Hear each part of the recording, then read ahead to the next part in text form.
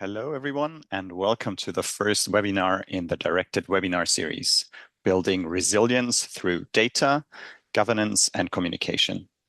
This is the start of a series of seven webinars that share the findings of our 4-year Horizon Europe directed project that brought together professionals from disaster risk management, first responders, local authorities, insurers, climate and social scientists, and climate change adaptation specialists from across Europe.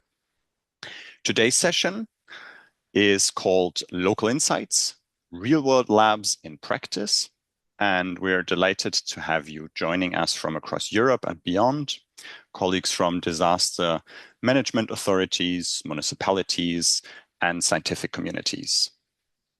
The first episode focuses on how the real-world labs have been used within Directed to bring together science, governance, and practice in life settings. Over the coming month, the series will explore different dimensions of resilience, including our next session on governance tools and decision-making under uncertainty, where we will explore the risk tandem framework, a tool designed to bring stakeholders together to understand each other's needs and to work together to co-produce new tools and systems that strengthen regional resilience. Today, however, we begin at the local level, examining exactly what a real-world lab is and to talk with the people on the ground and explore the processes that made this collaboration possible, with the hope that it will inspire you in the audience to have a go at using some of the processes and some of the tools we have developed over the course of 4 years in the project. And you in the audience, you're able to interact with the session through the Q&A button, and we will respond to questions at the end of the webinar. Copies of the webinar presentation and other information can be found in the resource button in your Zoom interface. In Directed, we have made it our mission to promote multi-risk thinking and to overcome existing silos in risk management and climate change adaptation, to foster disaster resilient societies. And in the course of the project, the focus was laid on floods, droughts, and forest fires. We create tools to tackle these climate challenges using the power of open data and open science, and by providing interoperability between data and models through our innovative data fabric, and by building long-lasting partnerships together with the stakeholders in our real-world labs, with whom we develop interoperable communications and risk governance capabilities. The real-world labs are the driving force behind the innovations developed in the project. Our stakeholders and our real-world lab hosts have developed the risk tandem framework with us, a process that combines co-production methodology with risk governance frameworks, and they have also been instrumental in guiding the creation of the data fabric, a platform that makes data sets and models interoperable through open standards and programming interfaces. And future installments of this webinar series will go into more details on both of these innovations, the risk tandem framework and the data fabric. With that context in mind, I will now hand over to Paolo Mazzoli, who will take us into the real-world labs themselves. Paolo holds a master in environmental engineering with over 15 years of experience in environmental impact assessments, hydrology, hydrologic risk assessment, hydropower plant design, and the development of climate services. He is the technical director of Ecosystema and the co-founder of Safer Places, a global platform providing AI-driven flood risk intelligence at property level to support communities in developing effective climate resilience and adaptation strategies. And in directed, he coordinates the work of our real-world labs. Paolo, over to you. Thanks. Thank you, Max. So, good morning, everyone. And as Max anticipated, we really are moving towards the beating heart of our project, the real world labs. In Directed, particularly, we don't build innovation, don't build new tools in isolation, but we work with real world labs, which acts as a collaborative test bed, so to speak, no, for the innovation that we are developing. Inside this lab, we use the risk tandem framework to integrate disaster risk management, climate change adaptation, all supported by a strong technical backbone, which is our data fabric, basically, no? In which we develop new tools, which we develop new data, interoperable, particularly innovation. In this way, we try to ensure that those models, those news, those innovations, those data sets really are driven by the needs of the people working on the ground during emergency, during risk management. All those labs span across diverse European geographies. Today, particularly, you are going to hear the stories from capital region of Denmark, Copenhagen, and Roskilde Fjord, from Emilia-Romagna in Italy, Rimini and Mesola, from Hungary, the Zala County, but I'm going to talk about them in a while. We are also working with other labs, even if they're not present today, maybe next time, next webinar, like Rhine-Erft region in Germany, where the strong focus is on a recovery, post-flood recovery. You remember what happened in 2021 in Germany, no? And also intermunicipal coordination. We're also working with Vienna, again, inside the Danube region, where we are connecting with public authorities and the insurance sector, which is another important piece of the puzzle when dealing with risk management and emergency and post-recovery as well. So coming back to the real world labs that you're going to see today, our labs usually face complex overlapping threats. Sometimes we aren't just dealing with isolated incidents. For example, in Denmark, there are compound events to deal with in which, for example, storms, surges hit together simultaneously with heavy rain. In Ferrari, in Italy, we are dealing with wildfire risk when during the touristic season, where there's also a lot of extra flux of people coming to the beaches. And across the board in the Danube region, flood is one of the major problems. And flash flood, particularly, is going to see today require fast, precise, highly interoperable early warning system. Just to give you an overview. In my vision, the main success of our lab lies in the local ownership. They are hosted, they are driven by people working on the ground or in close connection with those who act during emergency. Particularly, we have hosting institutions like the civil protection, for example, water boards, but also universities in straight contact with municipalities working during emergency. We bring around the same table the main actors, even if they belong from a very diverse, they come from a very diverse context, like volunteers, like firefighters, like majors, but also institutions and institutes that provide the data, meteorological institutes, environmental agencies, also private companies. Imagine a multi-utility that manages a sewage system and owns a lot of useful data that can be integrated with our tools during emergency. So really, it's a transdisciplinary effort that we are trying to do, and we're trying to follow this process in a practical way, moving mainly from theory to action.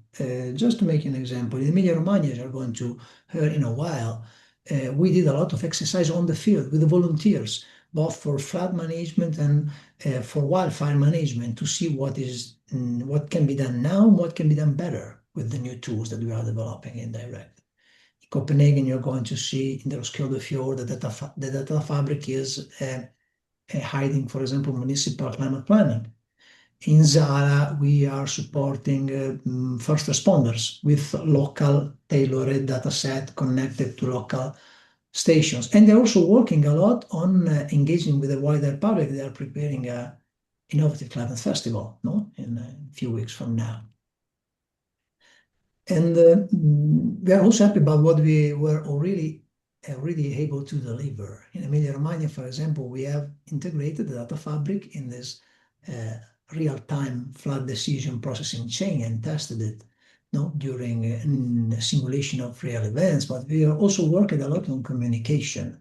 For example, using virtual reality safety app to, let's say, try to change also the behavior of the citizens, not only of the practitioners during emergency. In Copenhagen, the data fabric integrates multiple hydraulic models to cope with the emergency. But also they are working a lot in breaking institutional silos, no, to have the different institutions working together in climate adaptation. In Zala, we are also integrating data fabric with other models like absolute crop model and connecting with local weather station to provide near real-time information or actionable information so that the rescue team can move into something like regional resilience advisor, no, even evolve in their role. And how do we make this happen? So our approach is, again, oriented towards action and practice. We started with also a forensic analysis of two big flood events. You remember what happened in Germany in 2021 and in Italy 2023. We started making an in-depth evaluation of what worked, what didn't work, what could have worked better in those real events to try to learn from the past. And we are also investing a lot, as I was briefly mentioning, in new technologies, immersive technologies like virtual reality, flood safety apps to really try to change the last mile, the people's behavior during emergency. One of the biggest efforts in our technical development is devoted to operational interoperability, so that all this new data, new maps, new forecast, new knowledge, so to speak, can flow smoothly among actors that have a role during emergency. So just to finish, again, I would like to jump to the first message I was giving you, that here in Directed we are trying to turn honestly complex risk analysis. They're not easy. They're not no. That is into actionable decisions for local communities particularly. But let's say, instead of stressing you more and more with my vision on this, let me just pass the floor and introduce our panelists today. Those who really manage are at the heart of our real world labs. So you are going to hear the stories from Valeria Panzoli, Paolo Pedron, and Eduardo Lazzari from Emilia-Romagna Civil Protection Agency. Then from Martin Roos, Professor Martin Roos from DTU, the Technical University of Denmark, for the real world lab in capital region of Denmark, Roskilde Fjord. And then from Levente Hützi from Hungary, the Zala Special Rescue Team from the great Danube region. So let's start the discussion and bring together the perspectives from this real world lab. I'm happy to pass the floor to Valeria Panzoli, I guess. You are the first one. The floor is yours. Thank you, Paolo. This gives us a really good overview of our work in the real world labs, and this should be the opening for our panel discussion. And indeed, I would like to first shift our focus to the practitioner's perspective in the real world labs. And I would like to ask you, Valeria, how did you engage with the stakeholders in your real world lab? How did this process look like in practice? Okay, good morning, everybody. So it has been a process scaled up on the territory. In fact, firstly, we engaged our territorial civil protection offices of Ferrara and Rimini, the two areas involved in this real world lab. Together, we elaborated a stakeholder map, considering all the subjects from regional to local level that are involved in managing coastal, pluvial, and wildfire risk. Of course, the first responders, the municipalities, were all involved and participated in RVL. But other stakeholders identified were volunteers, of course, service providers, and technical and operative structures, and also not institutional local stakeholder. Once the RVL has been set up, we proceed with a sequence of structured activities. These included interactive workshops and the two large-scale civil protection exercise mentioned before by Paolo, one on flood risk and the other on the wildfire risk. All this process was supported by a continuous cycle of co-development and co-production. And in this way, was possible to acquire the stakeholders' needs and requirements, and then to try to find practical measure to the problem and needed emerged. So this is the synthesis of the process. Yeah. And when you think of this process that you've gone through with the stakeholders, what were challenges that you faced when you were trying to bring these different groups together? And over the time and over the work in the project, did the attitudes change of the stakeholders? Was there a change in their mindsets? Okay, in practice, not all the stakeholders participated in the first phase of the project. In the time, we managed to recover some in the subsequent phase, such as the firefighters, and it was very important because it was the regional directorate of firefighters brigades. But for example, we were not able to involve some local, not institutional stakeholders, such as the lifeguards. And it was a criticality because these not institutional stakeholders play a crucial role in raising awareness and preparing local communities for emergency.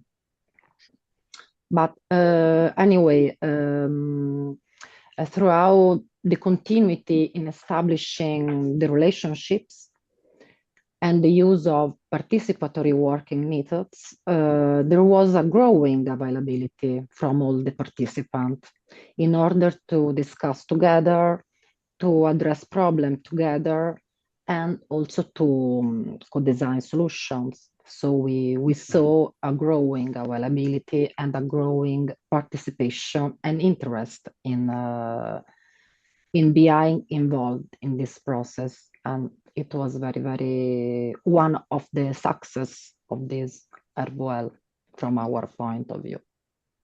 Yeah, thank you, Valeria. I would like to pretty much phrase the same question to you, Levente. You work in the Danube Real World Lab in the Zala County in Hungary, and you work with a NGO organization there.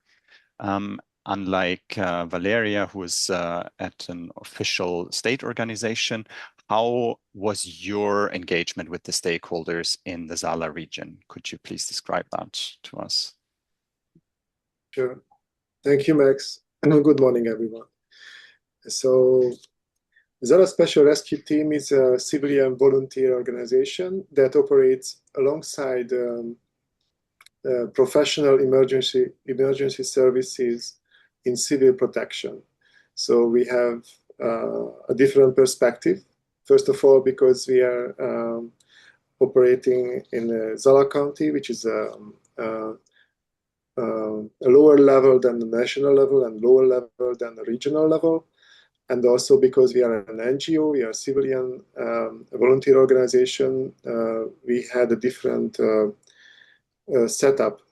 So we step in usually when the capacity of the professional disaster management system becomes stretched.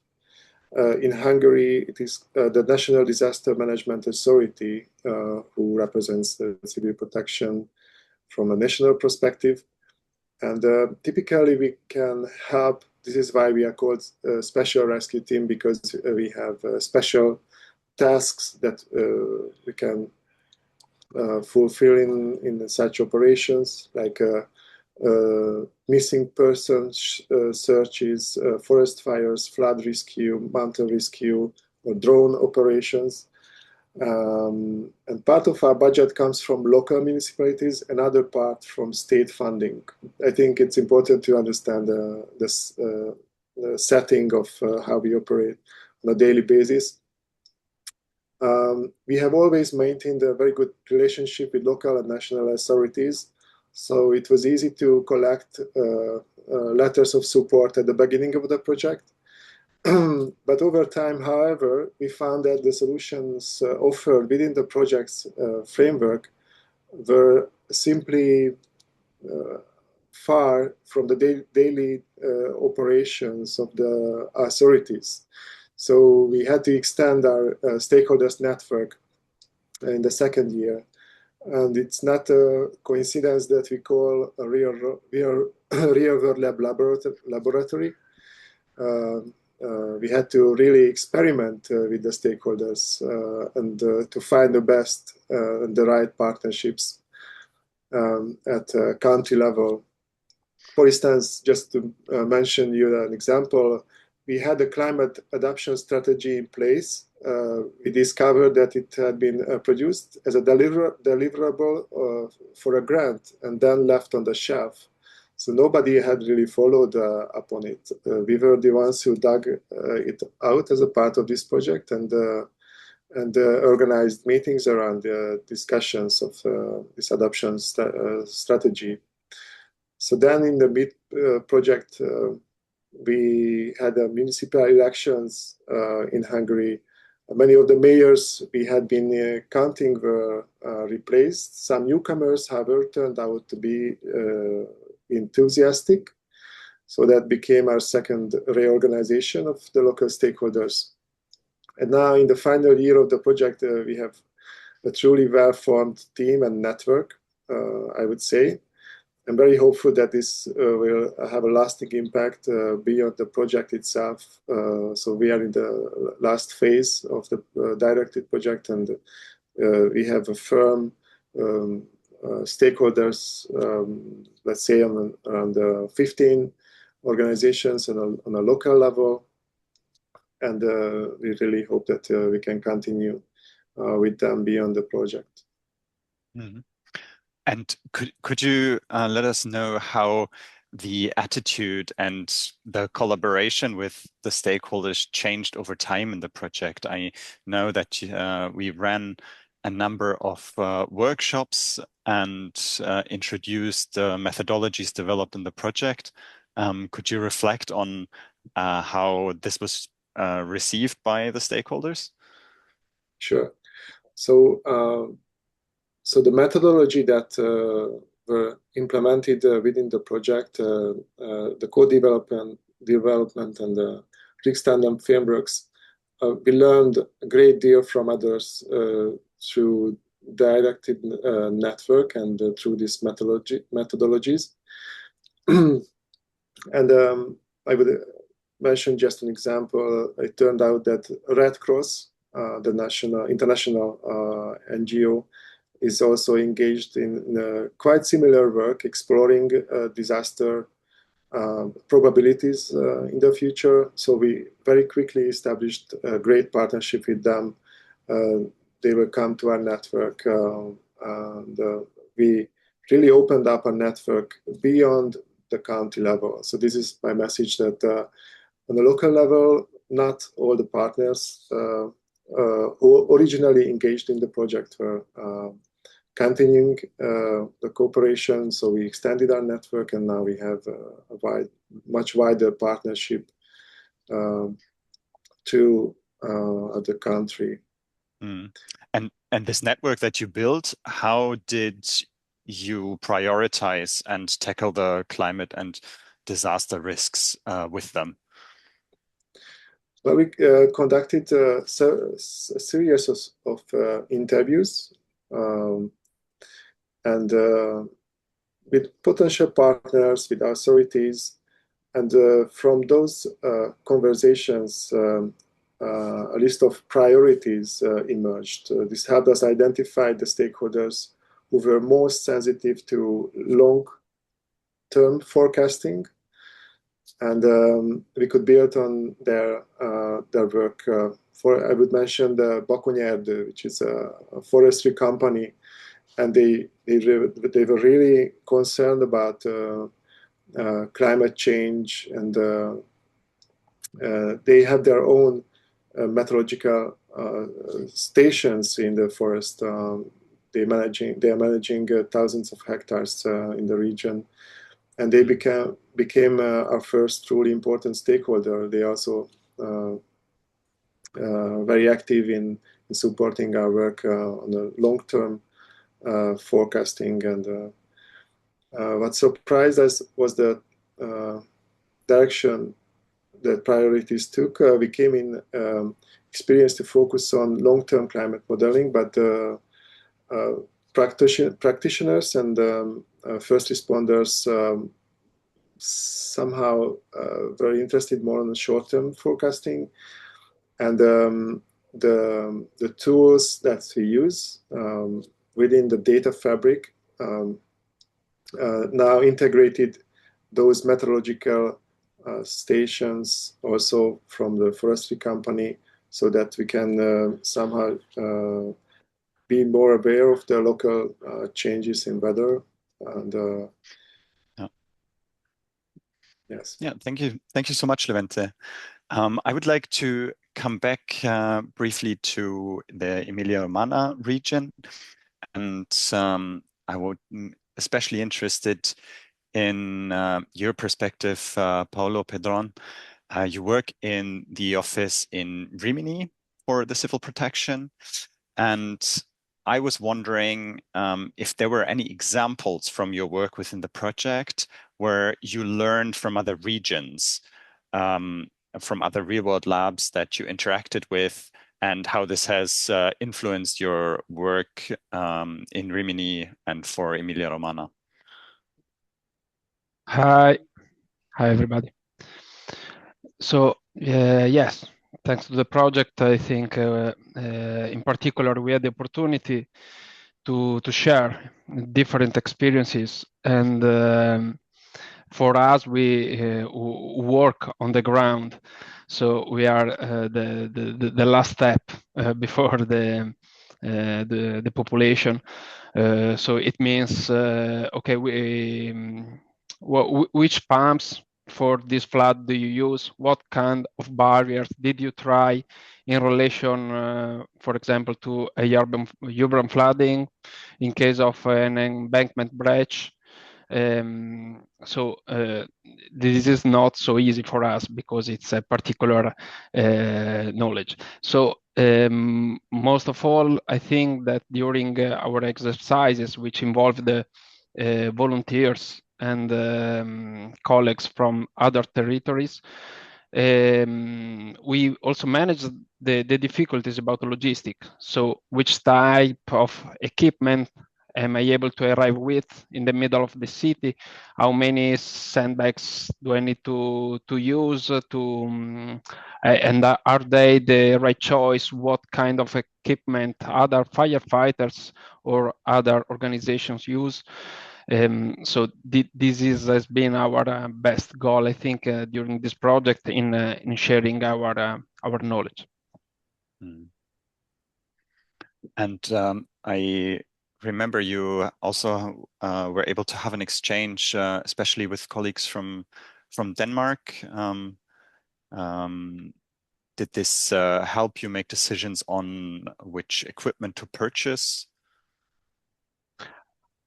Sure, because like all the business, also this has an economical phase. So not all the solutions are right for one or another place. So first of all, you have to think what are you protecting, and how much can you spend to do this. Most of all, I think, but with the project we directed,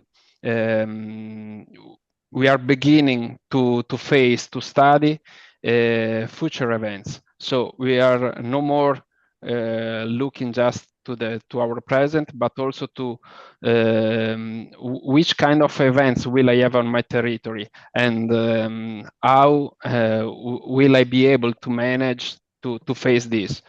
And so all of our forecasting app, simulation app, are giving us these answers.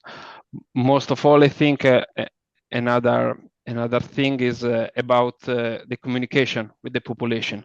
So people often have short memories about bad events. So we need to maintain high levels of vigilance regarding weather risks.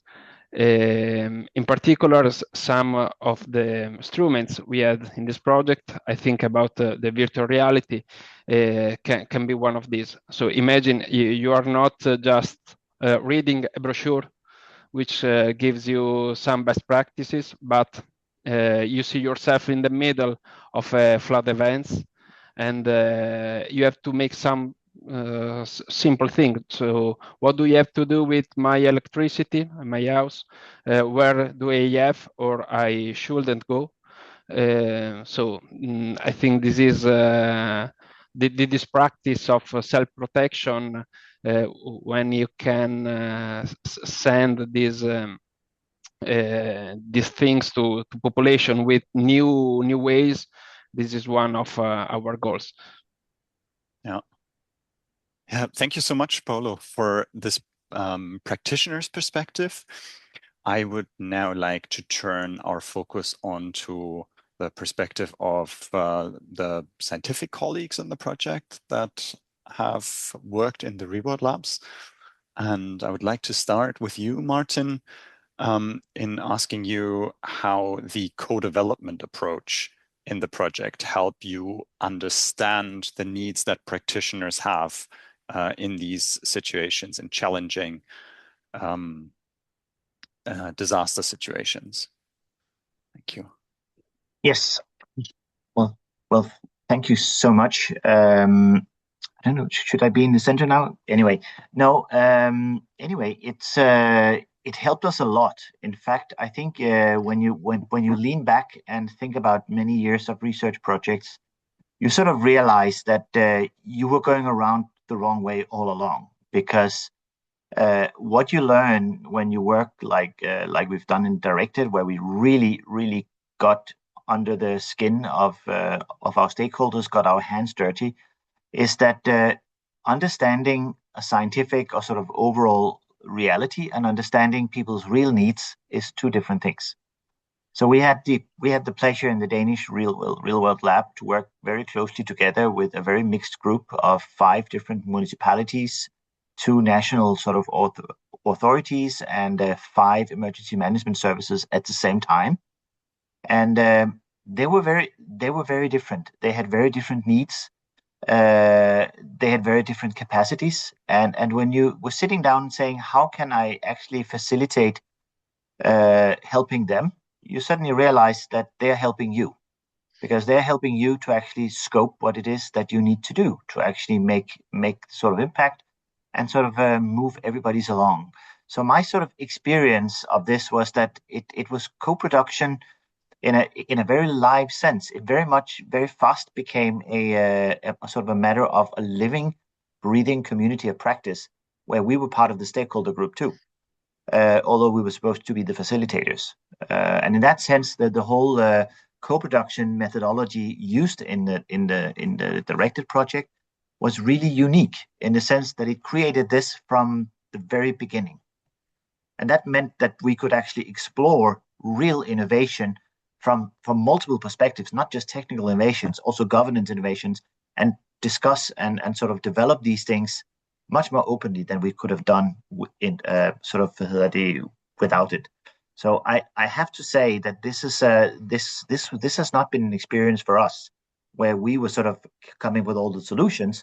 It's the other way around. It's the stakeholders that in many ways created the solutions for actually themselves, which of course gives you a completely different feeling and also set a lot of challenges in the way you work, because you cannot sort of have a work plan. Okay, in 2 years we have to do that.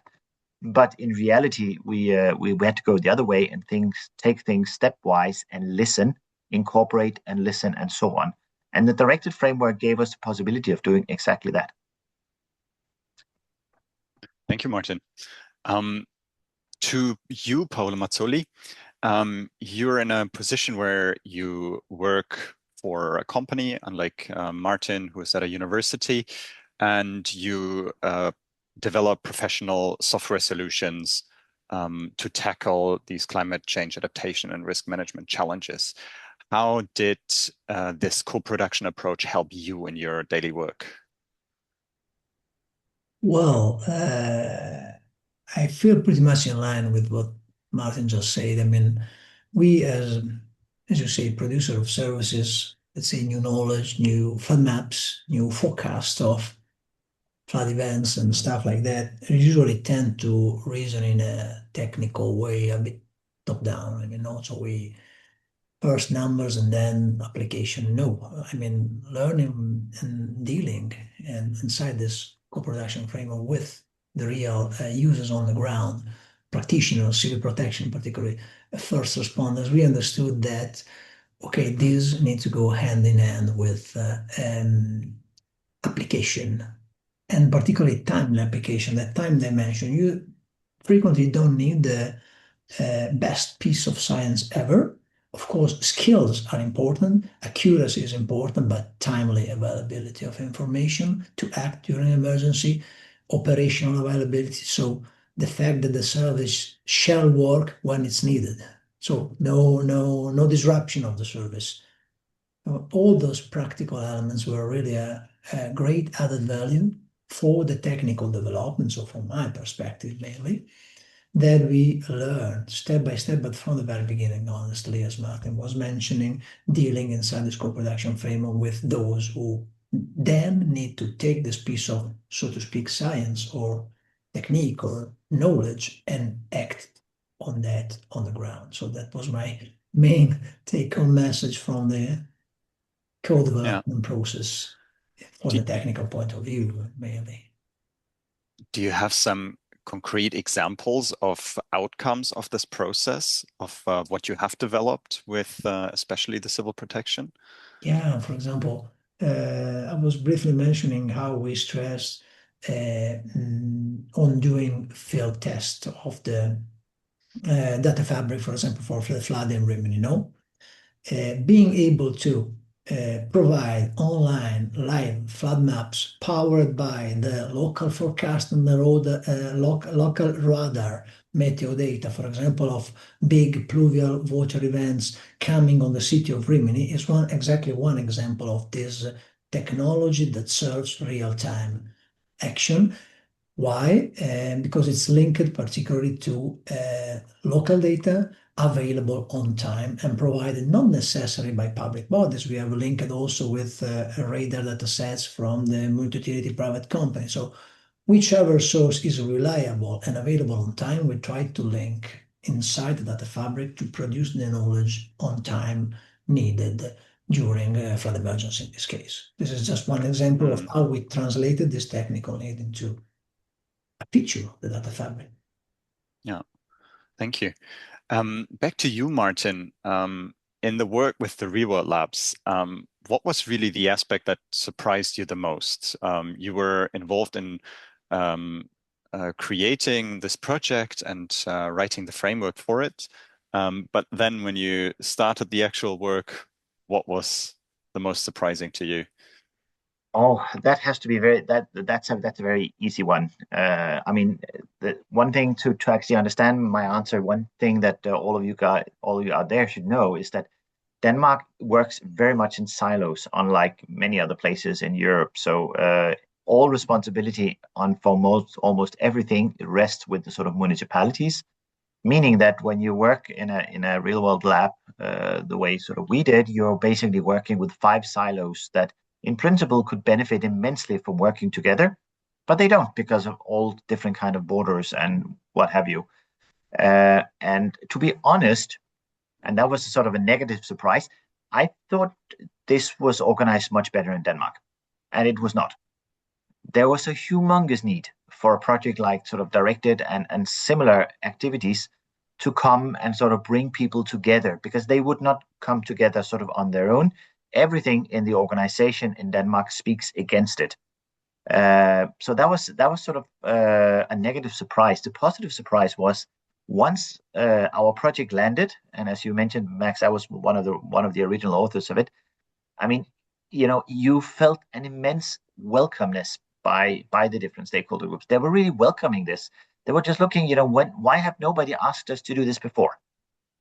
Because the potential outcome is humongous.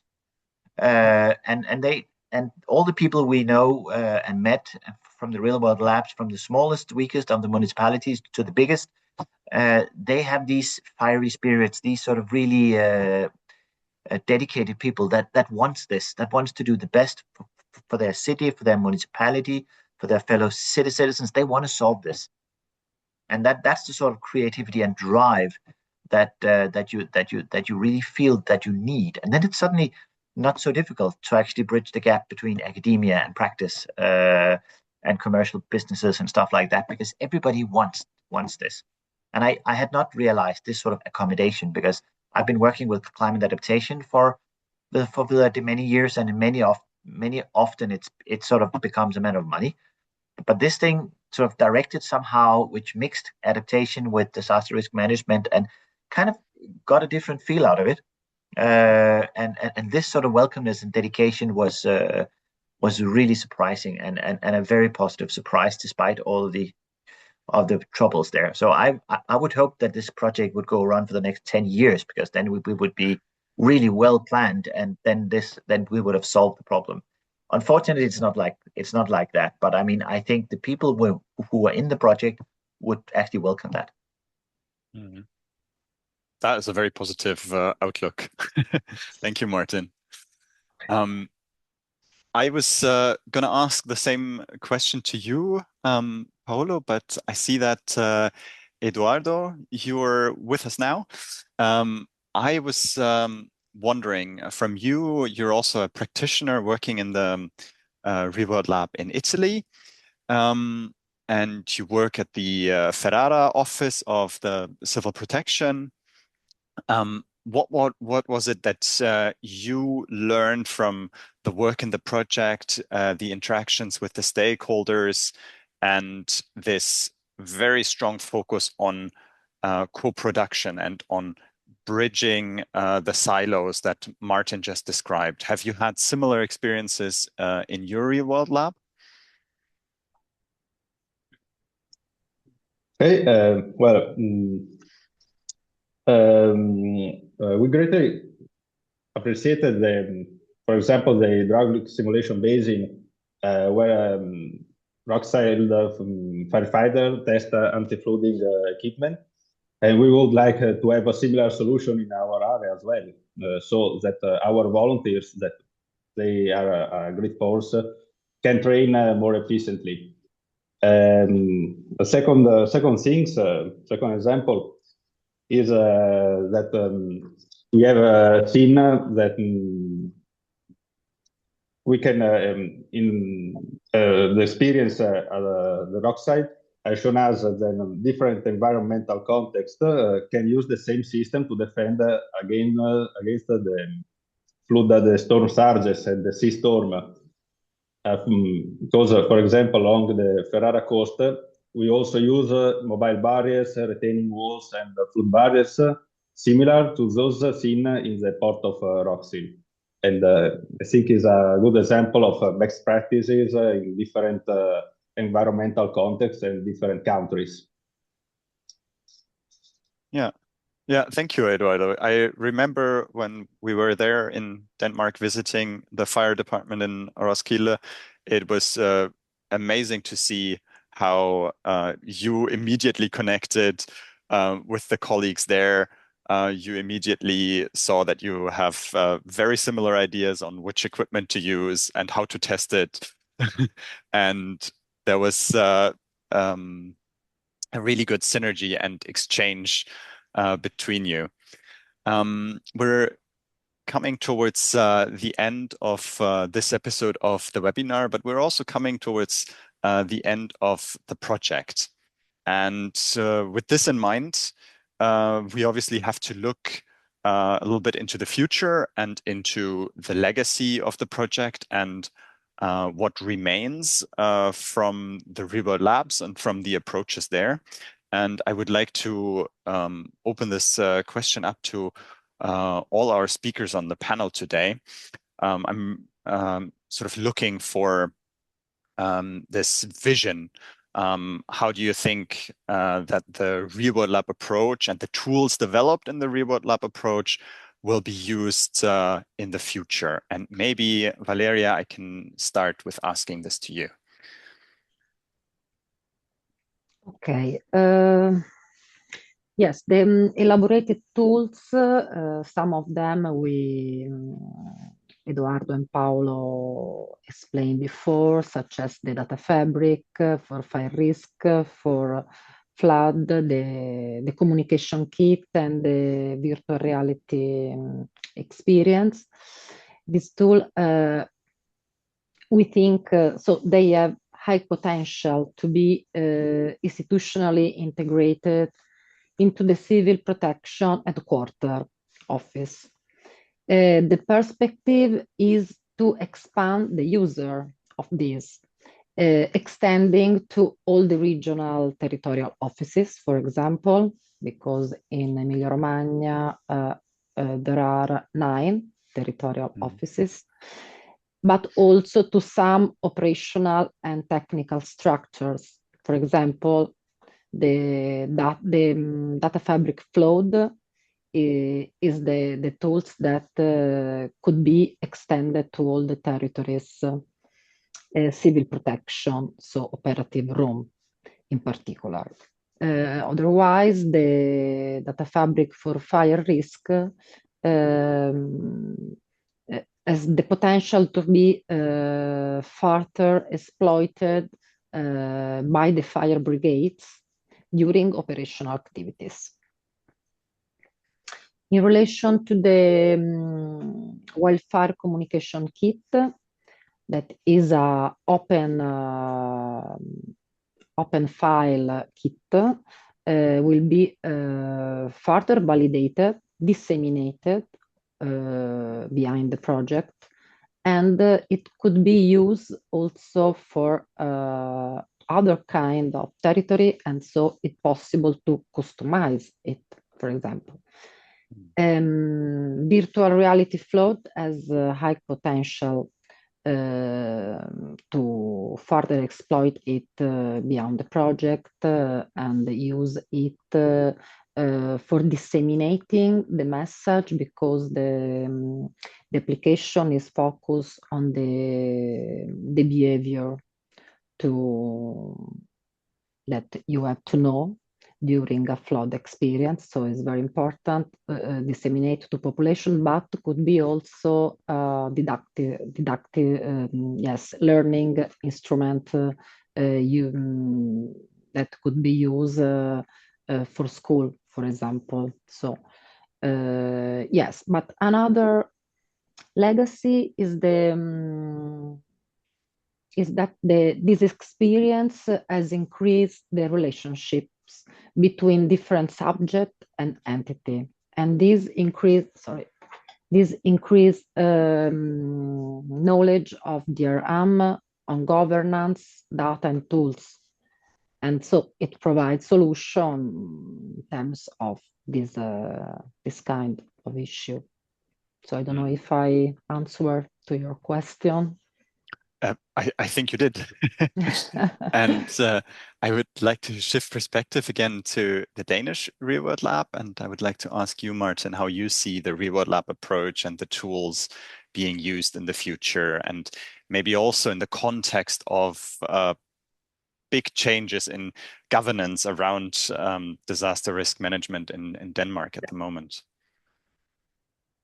Well, I think it's I think Directed in many ways have been a learning experience also for Denmark. I mean, there's a lot of parallel activities going on right now about how to use digital data, which has been always been and digital information in for sort of decision making, which and here Directed obviously landed exactly at the right time, because I mean a lot of these activities all the way up to the governmental agent level and so on has actually been very parallel to what sort of Directed is doing. We are being asked by government agencies, also by stakeholders, to actually share our insights and sort of and actually share our innovations, our ideas, so they can actually cross-populate some of those things that are there and maybe even steer them.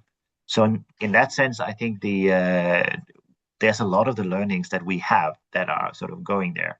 As for the co-production approach specifically, I mean, some of these things we're doing in sort of Directed has been done in Denmark before, but I think again as a systemic tool, no, it has been it's been much more scattered, much more sort of heterogeneous, and I can easily see why sort of how the approaches that actually we have innovated, we've developed, we've documented will actually be sort of taken up, especially in the future, where we more and more look towards sort of dynamic methods for handling disaster risk management and climate change adaptation, rather than the sort of usual cost-benefit analysis, meaning like if we build a dike this high, then we will protect ourselves forever, which we all know is not going to happen.